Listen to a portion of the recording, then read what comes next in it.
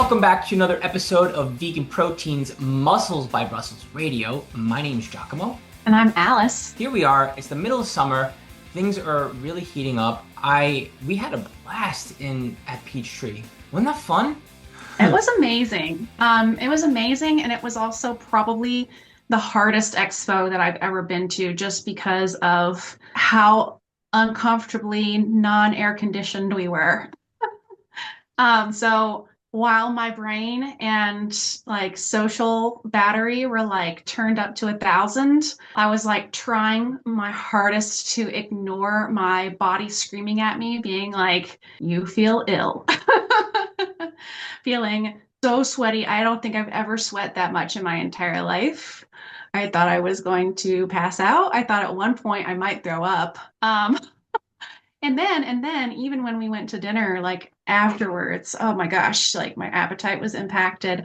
So while it was an extremely fun trip and we did so well talking to people, man, that was physically exhausting and challenging. And it was a long day, right? What were the hours? Do you remember? Gosh, we opened up that place and shut it down before the people who were responsible for opening up and shutting down the place were there. Like we were there longer than they were when they were breaking things down every day because we just couldn't keep up. There was just so much interest. And for those of you who don't know, this is something that we were doing with Vegan Strong, where we try to reach as many people as possible. And we go to these expos and we have conversations and we're like, you should probably eat some more plants because it's really good for you. And they're like, nah, I think I can eat more meat. I'm like, yeah, but maybe try some plants. And they're like, well, but I'm going to eat meat anyway. So I'm going to eat even more meat just to annoy you. I'm like, well, that's your digestive system on the line. Go ahead, buddy. And they're like, okay, well, maybe I'll buy this bag of healthy food and eat it for a minute. Good job. And then we give them this. I know.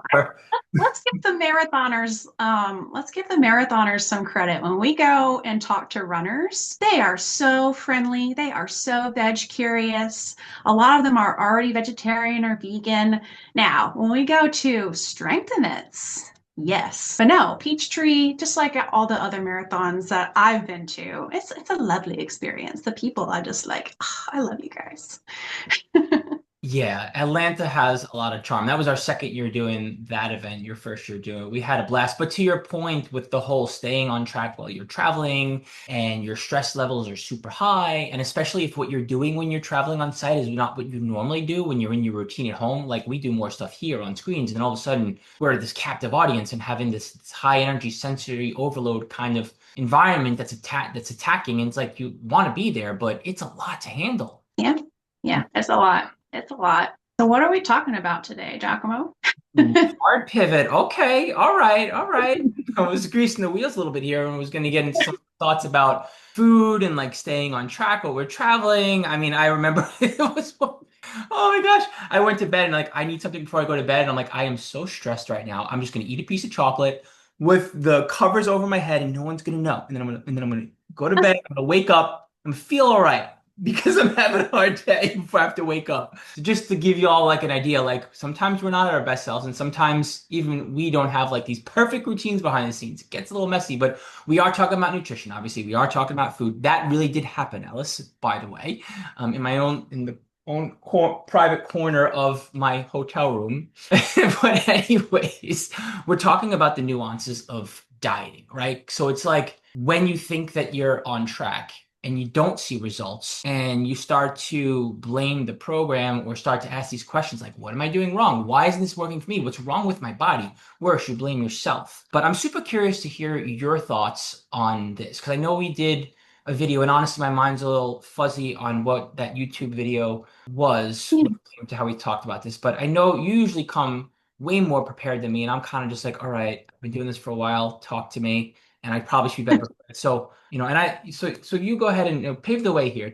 Where's your head at with this topic? Yeah. So I actually got asked by a client of mine, Tammy, about just if we could make some kind of video, some kind of content about it, explaining how to weigh and measure food, because there are so many things that she got caught up on. And that people just continue to be confused about. And I think it gets a little like even crazier and more confusing when you start looking at different nutrition apps and how people might be entering various things. So, we made this amazing YouTube video while I was up visiting you guys in Massachusetts and super, super detailed. And I'm hoping that we can like put it in the app somehow and use it for clients moving forward because it was just like that good. So we wanted to talk about it a little more and maybe a little bit more nitty gritty, maybe not, and just kind of putting it into another perspective on the podcast. So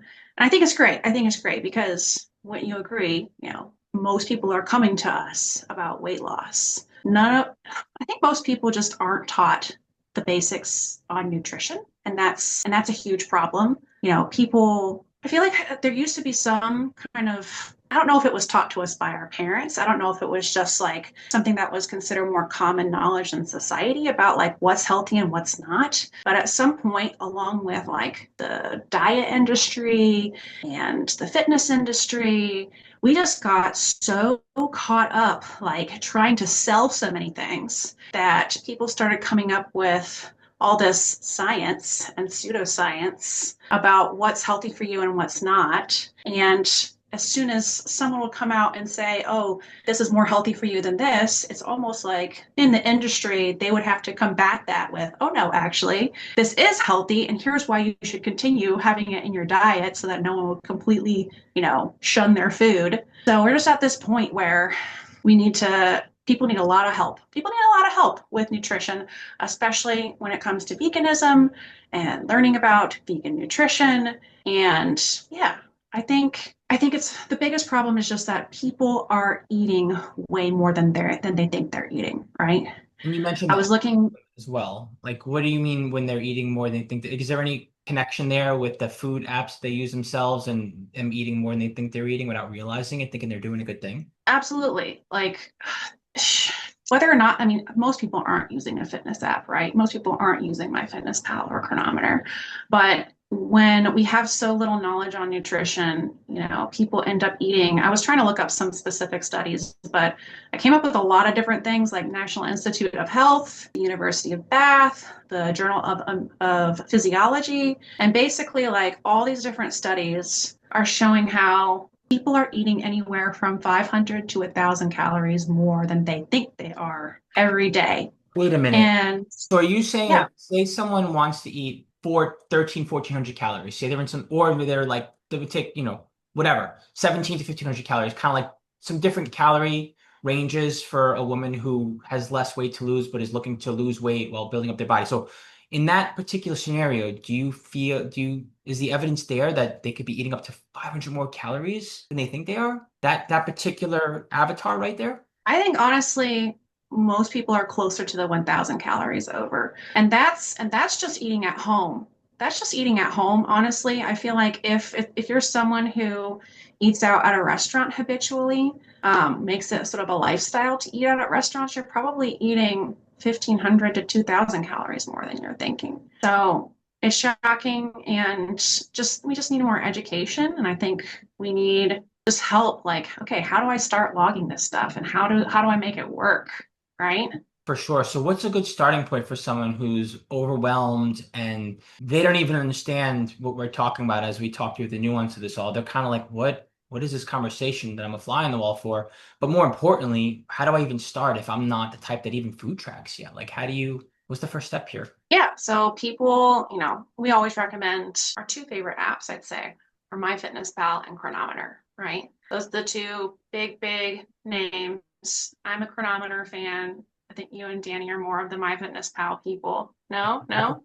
Maybe you I started using something different. I jump ship because the macros first, they make it so that the calories add up to the carbohydrates, fats, and proteins, no matter what the food Mm. says. There's a thing in there where carbohydrates, fats, and proteins match your calories. And if you have more fat or more carbohydrates, it doesn't matter. The calories still show up as what the calories are. So I like don't have to do macro math about knowing should I eat less carbs or more carbs today? Should I eat less fat or more fat? And if I don't want to pay attention to macros and I just want to pay attention to calories, I know that they're going to match the macros, which is a whole. And I guess I might as well clear the air on that too. And I hope I don't pivot us too much because I know that you have this thought to finish here. There Oh, go is ahead. idea that people get confused with calories and macros, and we're like, just do macros. Calories are not accurate on food labels, and that's the facts. That's true. We should probably get into that a little bit if we haven't beat that conversation to death, but like that's a thing. But as long as the calories add up to the macros, which people don't understand that concept, like carbs, 4 calories, fat, 9 calories, protein, 4 calories. But labels don't label dietary fat accurately, dietary fiber accurately. They paint a picture that it has fewer calories than it actually does. There's user error because the food databases rely on us scanning labels and or manually putting food in. So there's a food database error, and even the algorithm makes it more right than wrong. It still can be inaccurate to wildly inaccurate. People make estimates, et cetera, et cetera. And the fat is labeled incorrectly as well. You know, if something has 26 calories of fat, someone could still say it has 2 grams of fat, even though it technically has 3 grams of fat. So like food labels are just so off for so many reasons. But anyways, sorry for that side tangent over there. But I feel like that's kind of relevant to what we're saying. But you are No, correct. no, I do want to clarify Mhm. for people, like, what exactly is Giacomo talking about? So first of all, going back to the original statement, so every single food label in America that gets put out on your food products is legally allowed to be inaccurate by up to 20%. And so many people don't realize this. And of course, most of the food companies are going to be fudging the numbers and saying that it is fewer calories than it actually is. So this is just one more layer of complexity that makes it even harder to know what we're eating, right? They don't want people, they don't want you comparing their product to, the competition and be like, oh, well, this one's fewer calories, so I'm going to go with this one. So that's the whole rationale behind that. And talking about differences in carbohydrates, basically it's the difference between what they call net carbs versus total carbs. So a lot of these food companies will only publish the net carbs, correct? And the Mhm. net carbs, basically, even though fiber has carbohydrates, they basically say, oh, well, we're not going to count any of these carbohydrates that came from fiber. And so we're going to give you this number that is in reality way less than the total carbs, right? The correct amount of carbs that are in this product. Now, there is some science that says that people are not able to absorb as many of the carbohydrates from fibrous foods, right? Mhm. But we're vegan, and a lot of us have been vegan a long time. And the more we eat whole foods, the more healthful we eat, and the more vegetables we consume, there's a lot of science coming out that's showing like, we perhaps can absorb more since we are more accustomed to these types of foods. So our bodies get better and better at absorbing it. Trying to tell people, hey, it's only this many carbs, but fudging the numbers like that, like we all really disagree with that approach. It happens a lot on especially some of these like keto breads. It's like, how in the world has this huge bagel like so few calories and so high protein? Well, they're only reporting the net carbs and not the total carbs. So, and that's good. I'm glad that you brought that up because we did not touch on that in the YouTube video at all. So that's one thing to consider. And so Yeah. steering back to our nutrition apps just for a second. So Chronometer by default is set to net carbs. So FYI, if you get Chronometer, make sure that you go in there and you change those settings to total carbs. Just for fair warning. What else? Is there anything else you wanted to add to that? No, I do agree with you though that Chronometer and MyFitnessPal have the most comprehensive food databases, and I do feel like for simplicity's sake, when someone is newer to it, that those two do in fact make the most sense to use. I do like the nifty tool in macros first, and I have experimented with lots of other apps, but to get started, just to become more familiar with food databases and all that, I do feel like those are the two best options, honestly. So Just real quick, how much is Macro First per month? Do you know off the top of your head? it's a little pricey. I don't know the number, but I do want to say it's somewhere between 70 to 100 a year. A year, okay. Yeah, I like to buy the apps for a year as well because you can have significant savings, guys. So that's a heads up if you're shopping around for these things. But that is also in line with the competition. That's not more expensive than MyFitnessPal or Chronometer. Just FYI. So, um, Where do we begin? So some common foods I think that people don't realize like are super, super high calorie. I think a lot of people don't understand what calorie dense versus voluminous foods are, right? Okay. So to put it as simply as possible, a calorie dense food is a food that is, a very, very small serving, but contains a lot of calories. So the first things that come to mind, junk food, your cookies, your cakes, your candies. But it's not just, junk food that can be a calorie dense food. There are plenty of healthy foods that are higher calorie, right? Oh, those So things conversations like kill me. Like when people are like, I eat healthy and I having handfuls of nuts and I'm having bowls of grains and I'm eating all these good foods. And I'm like, beans, yes, but beans. yeah. What else? Can you think of any others? Nuts, grains. You put beans in that list, huh? Beans, yeah. They're high carb, they're calorie dense. Trail mix, granola. Granola, go to one. Yep. Fruit and nut bars, for example, can be sneaky. hmm Uh, Similar dried fruits, guys. So hmm. even for all these foods are super healthy for you.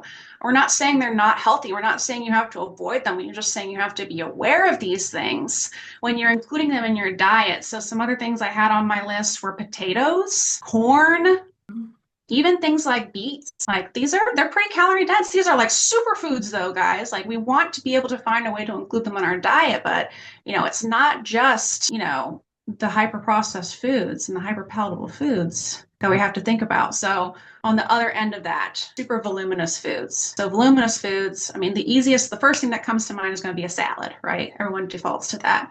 Your greens. I'd say also, you know, you're going to have your cruciferous vegetables on there, right? Your broccoli, your cauliflower, pretty much any vegetable that's not, I would say, anything other than potatoes and legumes and maybe carrots. Anything else would pretty much be considered, like vegetable wise, a voluminous food, I would say, Do you right? throw peppers and onions into the mix over there? Do you think that those are I would say that those are non-starchy. I would say that those are voluminous. for sure? Yeah. Onions are a little more middle of the pack, but I'd still say that they're more towards. They're like one of those things where it's a healthy option and there are calories there, but you really don't have to worry about stuff like that unless you're scraping the bottom of the barrel and trying to get like the last inch or two of your goal, or maybe like the last foot of your goal. But if you've been going for a while, like you can probably get away with having things like that in moderation without being super tight and careful, even though they are technically calories, right? And you could have upwards of if these are the things that you have allowances on, maybe you're having 100 calories more than normal, as opposed to all the other stuff that we're talking about. And now it's that 500 to 1500 on top of, and we'll put that, aside for now, but like going out to eat, because that's a whole nother conversation. But yeah. On the conversation. Mhm. We didn't even really include fruits, but like your voluminous fruits would easily be like your berries and your melons, right? But then your more calorie dense fruits are going to be your things like your raisins and grapes, right?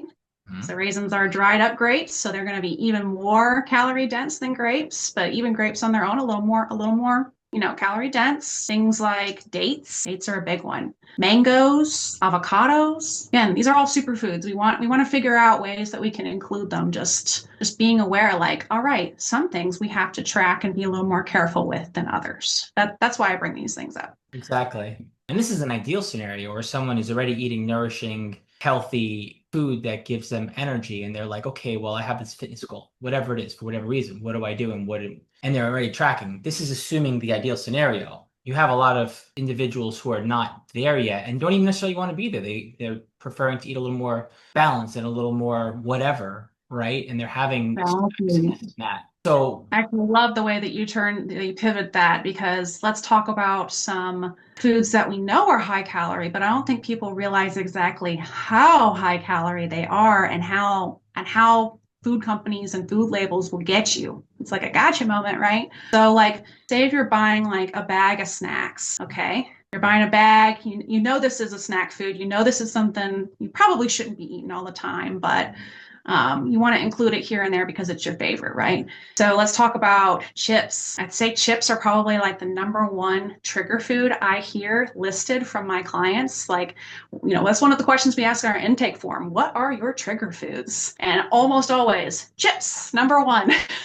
Chips and chocolate are almost tied, but chips, I feel like still a clear winner. So you look at a bag of chips and you look at the back, and there are so many, it's getting a little better, but there's still a lot of brands that do this. They'll be like, oh, one serving is something something ounces. Who the heck knows how much an ounce looks like in chips? Nobody knows that. Right off the bat, that is just super shady. Like, in reality, guys, a serving of chips is anywhere from 12 to 15 chips on average. Okay. And that's nothing. That's nothing. Like, if I dare you, like, take a bowl and count out those chips, you're going to be like, what?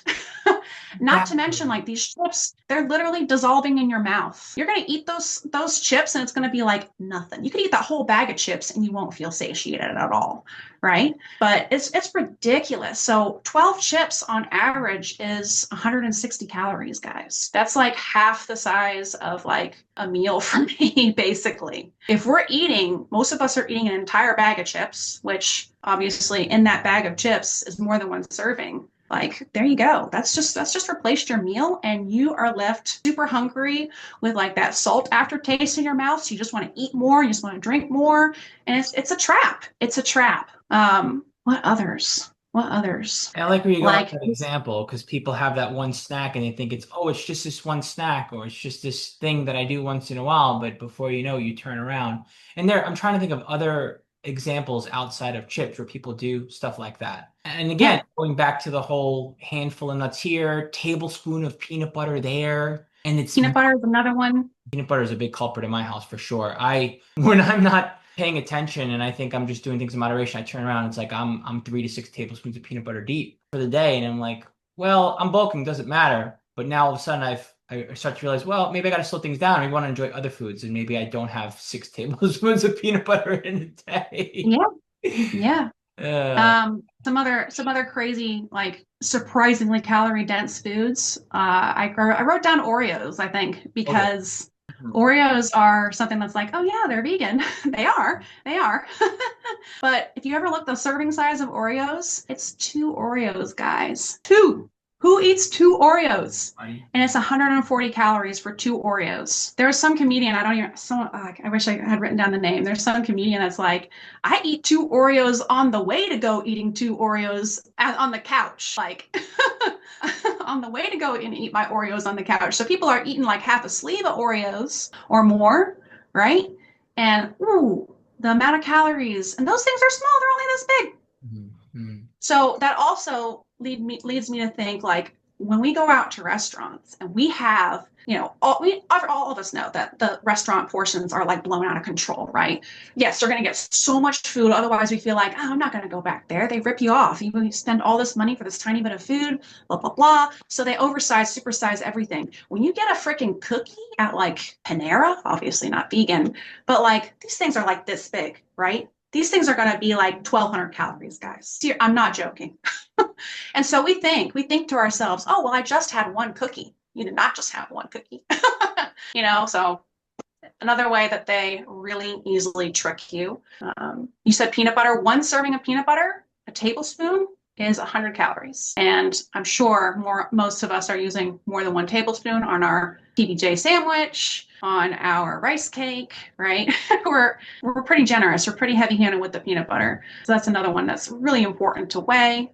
Some other things I had written down. 2 tablespoons of maple syrup are over 100 calories, right? If we're putting maple syrup on your pancakes, we're using more than 2 tablespoons. And then fried foods. I wrote down like vegan chicken nuggets, like one vegan chicken nugget on average is about 50 calories. Fried foods are one to really, really look out for, guys. Thinking of the person who has all these things and what they think they're doing, the actions they can take to start to become more aware of it outside of just being a fly on the wall for our conversation over here, and then what it looks like after the fact. And I'm saying, okay, walking through this hypothetical person that we just created, they are going out to eat 3 times a week. They are having dried fruit with their oatmeal in the morning, and they're having extra fruit during the day, and maybe they're having like some pineapple and mango, and they're having, say, like two snacks, and they're one of the snacks that they're having, instead of having a 100-calorie snack pack of nuts, they're having a bag of tortilla chips, and they've had like three handfuls without realizing they probably had like two or three full servings of tortilla chips, which are heavy. And then on top of it all, they're probably having more generous, larger portions at lunch and dinner because they're not super tracking, and they're saying to themselves, I'm behaving, I'm eating healthy food, yada, yada, yada. And now they've listened to this podcast and they're like, okay, well, let me start weighing and measuring things, if not to live with measuring cups and a scale, but just to become more aware so I can see with my eyeballs what I'm eating versus what I think I'm eating. And then they start to think about how much they're actually eating and saying, okay, well, if I go out to eat, I may know that I want to eat 400 calories or 800 calories in a meal, but I'm going to go out and I'm going to enjoy it, be mindful, intentional, and I'm going to be honest with myself. But in reality, they're probably eating anywhere from like 750 to upwards of 1,500 plus calories when they go out to eat. So now they're like, okay, how do we bring this all home? I don't put the Yeah. dry fruit in my oatmeal. I have some strawberries in my oatmeal. I have one snack. If I want two, I'm going to know exactly when I have second serving. I'm going to know what I'm eating at lunch and dinner. And if I have more allowances outside of this, I'm going to be aware that I'm doing it. Maybe I start paying attention to how much I'm eating too. I go out once a week or once every other week. I'm in the middle of a weight loss phase. And I know when I go out to eat, I'm going to accept that despite my best efforts, despite me being on my best behavior, I'm probably going to eat way more than I intended on. And that's okay. And I'm going to have a good time.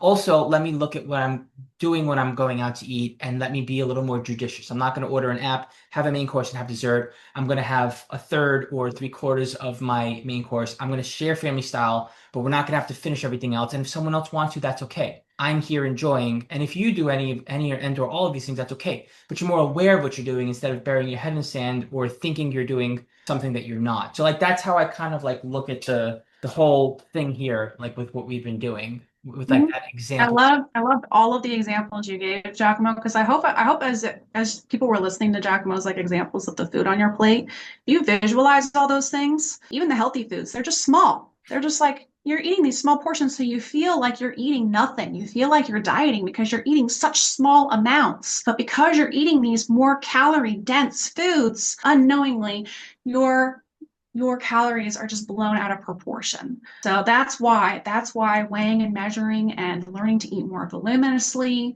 is going to be such a valuable skill if you are a person that's trying to lose weight, right? So you download your nutrition app, MyFitnessPal or Chronometer. You sign up for your first year. Now you start logging things. I wish I was just like, whoosh, I could let you go. I can just bird fly from the nest, right? But there are some tricky things about this that mess people up. And this is why my client, Tammy, specifically requested this.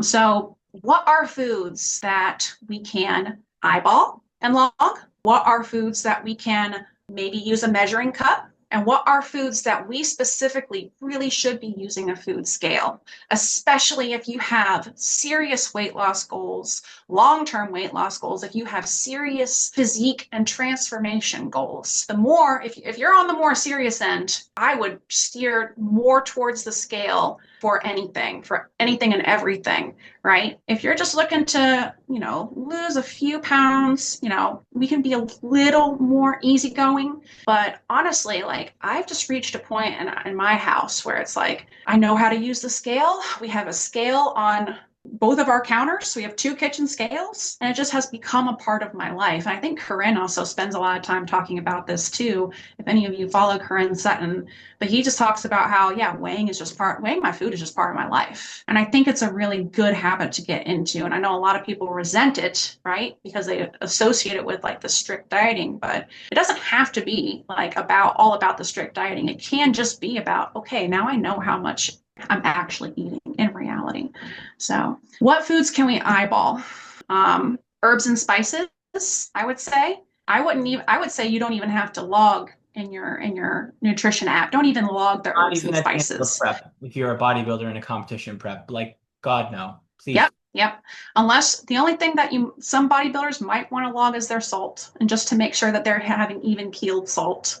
Because if we have a big, really, really salty day, then it can skew the numbers on the scale because we start holding water. So FYI, if you guys have a salty day, I don't want you to freak out when you step on the scale the next day and be like, what? I was doing everything right. It's okay. It's just water, guys. When the salt goes down, that's going to go down too, okay? So your herbs and spices, your extracts, so vanilla extract being number one. I have a ton of extracts. I have coconut extract, I have pineapple extract, I have almond extract. I use all of these things when I'm baking and when I'm making protein shakes. These are a huge, huge hack, guys, because extracts can add so much flavor for 0 calories. And I say don't even log those things, okay? Agreed. Um, Yeah. Vinegar and hot sauces. Yeah, totally. Yes, yes. Now, there's going to be some hot sauces that will have sugar, but for the most part, you can check out the food label, and it's usually 0 to 1 or 2 calories, and you can eyeball those things. It is okay.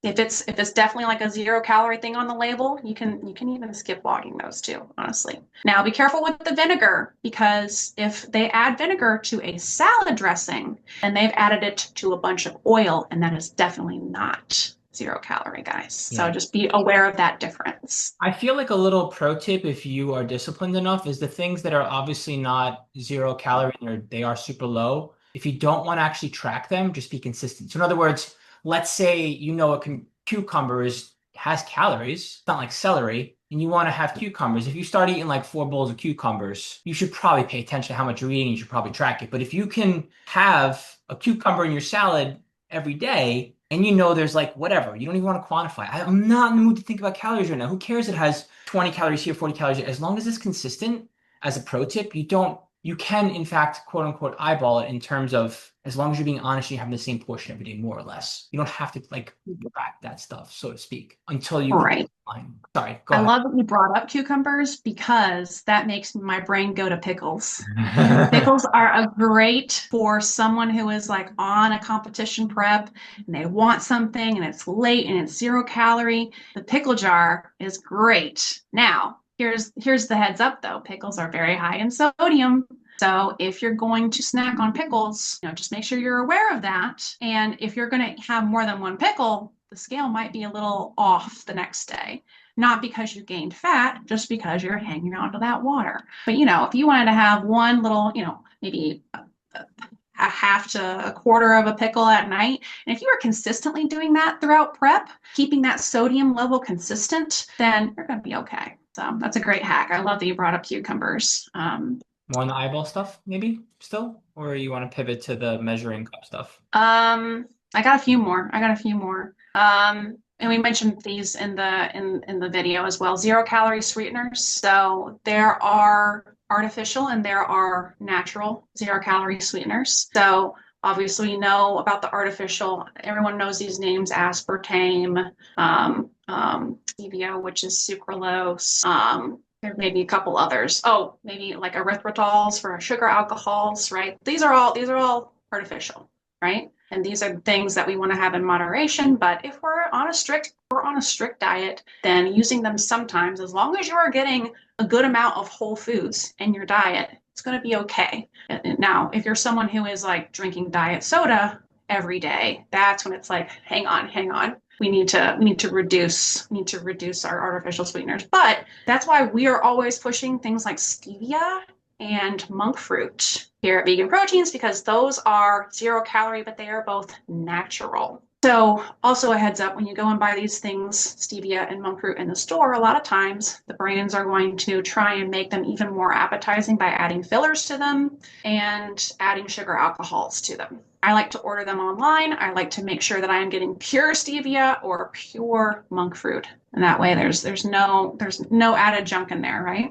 Yep. If you are just drinking plain tea, plain coffee, if you occasionally do indulge in a diet beverage, right? Like these are things that you can eyeball, right? And I would say you don't even have to log, right? And then the non-starchy vegetables. So there are certain ones, like I would say lettuce, you can eyeball, right? For sure. The cucumbers, definitely. Yeah, this all depends on where you're at, right? If you have further to go, then you can be a little more judicious, a little less judicious and let these things in. And then you start to draw a line when you see progress slowing down or stalling or halting, and you're all of a sudden you're feeling like why me? What am I doing wrong? This and that. You're judging yourself. You're starting to get frustrated. At that point in time, get back to the logical side of things and say to yourself, okay, well, this is the next move. This is the next step. I did nothing wrong. This is the way I was supposed to do it. And now let me make this change and start to pay Right. attention to how much I'm eating over here of these things, like the non-starchy veggies, for example. So it all depends on the person where they're at too. Yeah. So definitely most non-starchy veggies, you could use measuring cups and measuring spoons. So your greens, your your broccoli, your carrot, not carrot. Carrot would be starchy vegetables. Your mushrooms, your fajita veggies, as in your peppers, all these things. You can use measuring cups and spoons mostly for fruits, berries and melons for sure, using measuring cups. Again, if you have more serious physique goals and the further you get into your diet, that might change. So foods that you should absolutely weigh. I always say, I want to weigh my protein. I want to weigh my protein every single time. And this gets a little tricky because a lot of recipes will be like, let's say we're making, if you're trying to, I'm just going to use an extreme example here. Maybe you're trying to make like vegan chicken Alfredo or something, right? This is probably not going to be easy to fit in a diet, right? But that's clearly like you have your noodles, you have your sauce, and you have the vegan chicken. I do not weigh all those things together. Okay. I have the vegan chicken separate to make sure that I am hitting those protein goals, right? And for the most part, I recommend that most people weigh their protein. And then, of course, the more calorie dense, the more important it is to weigh. So your nuts and seeds and nut butters, your dates, your bananas, your apples, your avocados, your potatoes, your beans and legumes. What else did you say? You said grains, oats, rice, other grains, whatever else you're using, Oh, totally. including Absolutely. breads and cereals. You know what I've been doing this past 2 years that seems to have been helping? First, Danny was like, dude, what are you doing? Like, why? And then eventually she was like, this is an excellent idea. Because it seemed a little obsessive at first, and I'll give her that. And it was like, why are you bringing extra stuff in the house? So I got measuring cups and spoons and I put them next to different foods, right? So instead of just loading my pasta with Parmesan cheese, now I know what 2 teaspoons is like. And I remember Mhm. being back as a kid, like just dumping the jar, dumping the container of Parmesan or having a small amount. You remember these things. And I thought about it, I was like, oh wow. So whether I have a measuring cup like in the cereal, for example, so easy to go heavy in the cereal. How many times as a kid, when they couldn't get you to eat, did you just have bowls of cereal, for example? So I Mhm. have a couple sets of like measuring cups and spoons I put them throughout the house, as opposed to like having the station where I do and say, should I or shouldn't I? Yeah, I should be doing this. I feel like that's a pretty good way to sort of, and then eventually you don't even have to. You're just so used to pouring the amount you need to pour, you don't even use a measuring cup or a spoon. You're like getting yourself set up for changing what you do as far as how you portion things out without having to use measuring cups and spoons. But before you get there, you gotta crawl before you walk, etc., etc. Hopefully, you get the idea, right? And like you said, to your point, like measuring stuff, even if it's not on a scale, like measuring stuff as opposed to eyeballing stuff, like the foods that you're mentioning, very important, very very important. Being when you want to be honest with yourself, especially when your hunger is there. Yeah.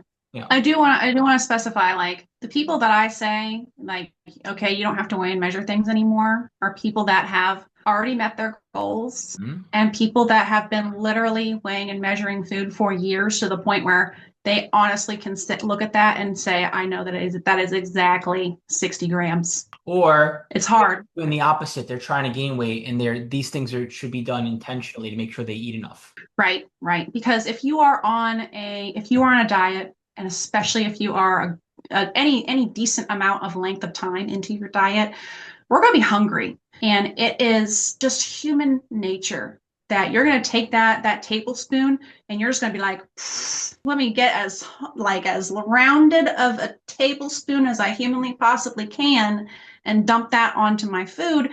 Now you've just had 2 tablespoons or more sometimes, especially if it's like a nut butter or something when it's almost solid. And oh yeah, you're going to be eating way more, and that's the problem. That's the problem with these foods that makes it so challenging. So I'd be very careful to tell like who should not be weighing and measuring these foods. But yeah, if you're going through like a bulking journey, a building muscle journey, for sure, this has to like the accuracy of the weighing and measuring becomes less important, I would say, for everything, arguably, except for your protein. And just making sure that you're not under eating too, because I will say that most women that almost every woman that I have worked with, by default, is if you leave her to her own devices of eating, and she thinks that she's eating, in a calorie surplus, it's never happening. You're actually eating in a calorie deficit.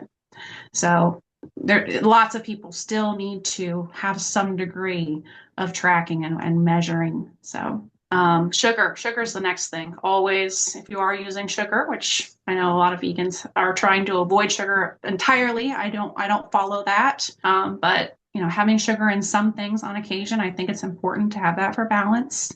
Always weighing those because it's so dense, right? Mm. And then the duh things like your snack foods, those cookies, those crackers, those chips, those cakes, the candy, the ice cream, right? All Alex, that stuff. have we crossed over from measuring cups and spoons to food scale yet? Yeah, that's what we're talking about now. Okay, Foods that we just should making weigh. sure. Okay, got it. Got it. Yes. Okay. Protein and all those things that all the calorie dense foods need to be weighed. Yeah. And sometimes when you put something in a measuring cup, didn't we just do a video like that or something like that where it's like, That's the one. Yeah. go ahead, tell our listeners here the example that you were talking about. So here's where it gets tricky with weighing food. There are a few things that when we cook food, sometimes we buy things in a dehydrated state, and we must add water to cook it. Perfect example, rice and pasta. Okay. But there are other foods that are, whole foods, plant-based proteins, all kinds of things that we cook into a recipe. And when we cook them, they become less hydrated. When they become less hydrated, we're cooking off some of that water, and therefore they're going to weigh less, even though the only thing that has changed is water. And water is 0 calories, but all those calories are still there, guys.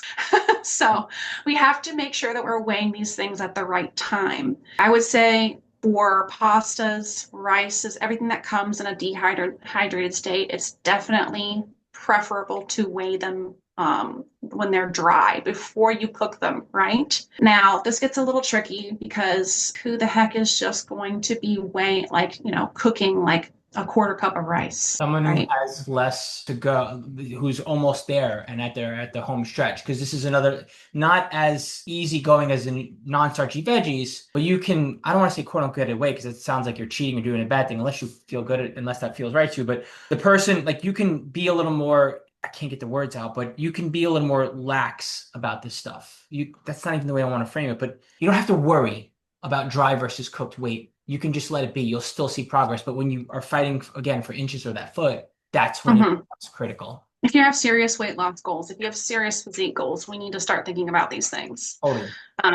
So how do we handle that? So what we recommended in the YouTube video was you go ahead and you cook, let's say you're cooking 2 cups of rice, right?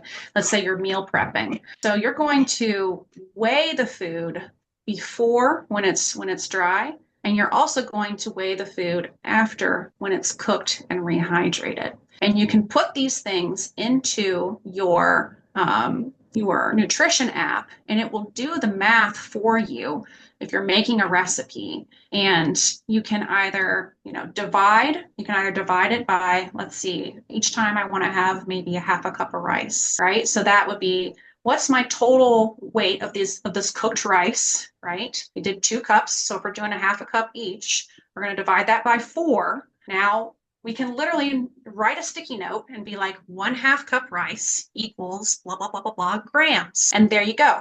Now you've made it easy for your food prep, for your journey throughout the week as you're eating on your food that you've made in advance. So that's the easiest way to handle that one. Still always weigh it beforehand though, guys. And then things like our potatoes, our protein, all of that. We want to weigh them before they're cooked, right?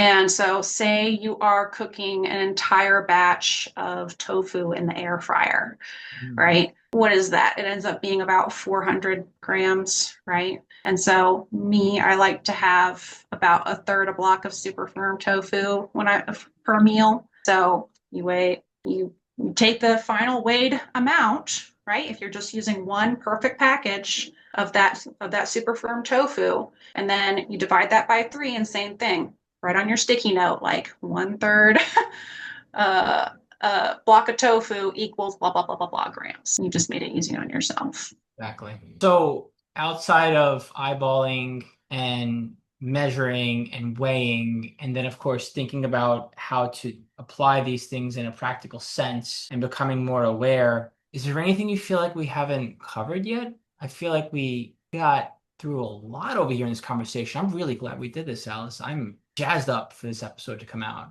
I hope it helps people. I really do. I do. I I don't know. I think the only other thing that I want to give people a heads up on, because I know that most of you listening are trying to lose weight. The foods that honestly are just like really, really, really beware foods that are almost impossible to track and the easiest to overdo. And even food labels are not really going to accurately capture the correct nutrition. I'm saying even above and beyond the average 20%, guys. They're just foods that we just seriously have to like limit and watch out for. And those things are going to be fried foods. And hear me out, because we're taking whatever. Usually it's a protein that's fried, right? Maybe it's a vegetable, but usually it's a protein. Like we're having vegan chicken wings. You know, they're rolling it around in maybe some plant-based milk, maybe a little bit of tapioca starch or potato starch, and then they're rolling that around in breading. And then once they have all that breading stuck, they're not measuring how much breading is stuck to that thing, is stuck to that piece of food. Then they're going to fry it in oil. And because we don't have any idea how much bread is on there and how much oil that bread is able to hold on to, there is no way to know how many calories you're eating in that fried food, because it can just be, piece by piece can be ginormous differences because oil is so calorie dense. So if you're going to have fried foods, it needs to be a special occasion. It needs to be something that you have just a really small amount of. Do not go overboard on it, right? That's one of the scariest foods, I think, when you're trying to log. Pizza. Fried foods very similar. I agree. Fried foods are a wild card. It's one of those things where you can just easily be like, oh gosh, what happened to this day? I totally agree with you, Alice. Good point. Yeah. Pizza, I'm not saying don't have pizza, guys. I'm saying that if you're going to have pizza, really you just have, and you're on a strict diet, just be like, I'm going to have 1 or 2 pieces depending on how many calories I have left for the day. And a lot of times we're stuck, because everyone's going to cook their pizza differently. Hopefully we've done our due diligence and found out like, yes, this pizza is in fact vegan. But even then, like, who knows? Who knows how many calories are in there? You don't have the recipe. It can be so much. So for pizza, just limiting it to 1 or 2 slices and then logging it in your MyFitnessPal, your chronometer, as just regular, like, don't even look for vegan pizza. I wouldn't. I would just log it as like 1 or 2 slices of pizza. That's a good thought to share, is that when you don't have to find the exact thing. You need to find like what you can log like with like, for example, and that can be helpful also as a vegan, because there are plenty of foods in the database that you can use that are not vegan, but the swap is suitable. So yeah, I agree with you. Then for sure, good tip. And if you want to make pizza easier to track, and I just recommend this when you're dieting. I love vegan cheese, guys. I love vegan cheese. I have my favorite brands, and I try to include them at all times of whether I'm in a calorie deficit or a calorie surplus. But when I order a pizza at a restaurant and I'm dieting, I usually ask for no cheese, just because it's just so much easier to track. If you're logging just like the pizza dough and then your toppings, I like having all the veggies on there. I like having my protein on there. Personally, I really like having banana peppers, because that little bit of spiciness with the banana peppers, but it's not like crazy like a habanero pepper or anything.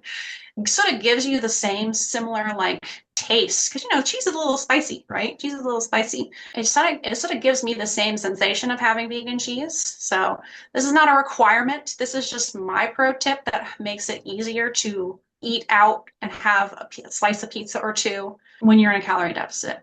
But if you want to, log it if you're just determined, like, if I'm going to make pizza work, I'm going to have vegan cheese, I'm not going to argue with you. Okay. But and that's similar with most restaurant food. Like Giacomo was saying, if you're eating at a restaurant and there's no way that you could possibly record this accurately. Choose something similar, even if it's not vegan, right? And the important thing when you do this is that you log it consistently. So if you go back to that restaurant and have that again, make sure you're choosing that same, pizza, for example, that you used. Make sure you're eating and logging the same amounts. That's what's going to help you be most successful over the long term, if that makes sense. It does. And the last thing is alcohol, guys. What's that? Alcohol. Alcohol. Alcohol. Oh yeah, Yeah. totally. Yeah. It can add up so quickly. It can add up so quickly. So the It's not macros for accurate. alcohol, Giacomo did a great job listing like how, for 1 gram of fat, it's 9 calories. For 1 gram of protein, 4 calories. For 1 gram of carbs, it's 4 calories. They say for, whatever equivalent of alcohol is 7, right? Mm-hmm. But it's so difficult to measure whether you are making your own drink or you are out at a bar or out at a restaurant ordering. Most of the time, they're going to give you way more than, a shot like they're supposed to give by the book at the restaurant, right? It's not normal. You're never going to see a bartender measuring the alcohol that goes in there. Never, never, never. So I'm not saying don't drink alcohol, but I'm saying it needs to be very, very controlled and limited when you're in a strict calorie deficit, because that's one thing that can quickly mess you up. I've seen people get their fix with drinks and be able to have it in moderation. And it's something that fills a void and fills a need when they're dieting down. But it can be a really slippery slope too, because that fix can turn into like several drinks and then choices that you look back on. You're like, well, those are not the choices that I thought I was going to make. And then obviously Exactly. the amount that you're having in alcohol alone, tricky in terms of how much you want to have for the day, like what you're eating and what you're drinking, for example. So yeah, that's a pretty good thing to touch upon as well. It's a known fact, as Giacomo was saying, it's a known fact that alcohol lowers your inhibitions, Yeah. right? Yep. So when dieting in and of itself is about, going through this period of controlling your calories, and the alcohol is literally going to sabotage that. So just being super, super careful. And, maybe you did plan to have, like, maybe you did log in advance. Like that's another thing I wanted to bring up is you really want to include a treat, like one alcoholic beverage, like one, maybe two. I would not go over that in a day. I would choose just maybe 1 or 2 days a week, tops, ideally 1 day a week, tops of having alcoholic beverages when you are dieting. I recommend that you log it in advance. Like you're starting your day and be like, I'm going to have these 2, drinks in the evening. So you're going to wake up and immediately put that into your MyFitnessPal, your chronometer for your, evening time. And then as you are working your way up and eating your way through the day, if you don't already have those calories planned, then you can play the macro Tetris game, like I always call it, to make sure that you are making room for those drinks. Okay. And that way you won't get to the end of the day and be like, man, I planned to have these 2 drinks, but if I have 2, I'm going to go over by blah, blah, blah, blah, blah, 100 calories. And you can do that with other things too. If it is your birthday and you are planning on having a birthday meal, you want to have an Impossible Burger, right? Or you want to have those 2 slices of pizza, logging them in advance and then making sure that you are working the rest of your day around those treat foods. It's going to set you up for success a lot better. Exactly. And I will say we could go on for hours on this. We have so many tips to share with you, and there are so many more that we are going to share with you on future episodes and when you reach out to us. And this is the reason why it's a decent idea to consider having a coach, or obviously check out our next episodes, this and that. And we really do hope, I really hope that you found some value out of this conversation. And please do reach out if you're looking for more support in the future. What do you think, Alice? Can I bring it home? Yeah, I'm done. That's it. That's all I got. All right. Yeah. And again, just message Alice on Instagram. Tell me your How do they find your Instagram? At Vegan Proteins Alice. There you go. At Vegan Proteins Alice. You can find us at Muscles by Brussels, at Vegan Proteins, all over the place. We're everywhere. And obviously you can listen in here. And we want to thank you so much for tuning in to another episode of Vegan Proteins Muscles by Brussels Radio. Please do hit the contact button on veganproteins.com and we'll get back to you immediately if you're looking for more support. Once again, my name's Giacomo. And I'm Alice. And we'll talk to you soon. Bye. Bye.